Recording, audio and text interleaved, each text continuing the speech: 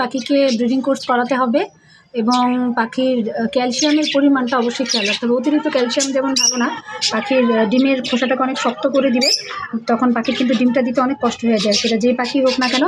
তাই ও ক্যালসিয়াম দেওয়ার সময় অবশ্যই বুঝে দিবেন। আমি যেটা করি, আমি রেখে দিই, পাখির যতটুকু প্রয়োজন মনে করে আমার রাখা থেকে তা সে খেয়ে নেয়, আলাদাভাবে আমি তাকে খাওয়াই না, সে যতটুকু প্রয়োজন মনে করে ঠিক ততটুকুই খায়। তো পাখি ব্রিডিংয়ের ক্ষেত্রে অবশ্যই ক্যালসিয়ামটা বুঝে দিবেন, অতিরিক্ত ক্যালসিয়াম যেন খেয়ে না ফেলে সেটা খেয়াল রাখবেন, নাহলে পাখি ডিম দিতে গিয়ে পাখির কষ্ট হবে এবং রক্ত বের হয়ে যাবে। ভালো লাগলে লাইক কমেন্ট শেয়ার করবেন। বিলাবের বার্সের সাথে থাকবেন। আল্লাহ হাফেজ।